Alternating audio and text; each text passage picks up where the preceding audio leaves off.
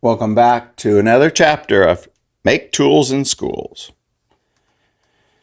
So, as I progress through these chapters, I'll also add in other tools that show you why we're making tools and what the importance is. So, one of the key elements of this craft as K through 12 students move through the education system, they can start off easy projects with eye-hand coordination, nailing and bending wood. As they get a little bit more successful, they can design their own and get a little bit more complicated. As they get older and able and capable, they can start making larger bends. These are paint sticks, these are tongue depressors, popsicle sticks. When you get into high school or even middle school, college, now you are able to soak the wood, as we've done all the others, and bend larger and larger pieces, thicker. So the thickest we do are the big paint stir sticks that are 1/4 of an inch. The purpose of all of this is for engineering design. So these are little tabletops,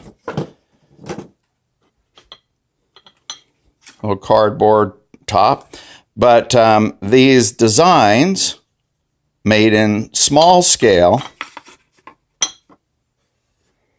from what we've learned back here, scale up to large scale furniture. So as the kids learn to bend wood and progress through capabilities, the projects get larger and larger.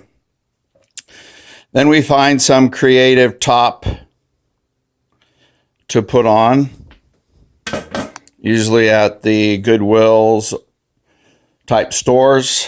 But then as you progress, those shapes that we've had in this smaller box that we've designed grow, so to speak, as the students' capabilities grow. And I can't quite reach the very top one. But as they are in middle school or grade school, they can develop their skills with bending wood and creating almost anything.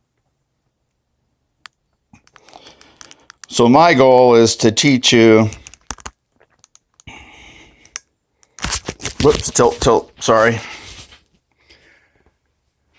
not to do that. My job is to teach you what I've been doing for the last 12 years and hope that I can make a difference in your education system and your students.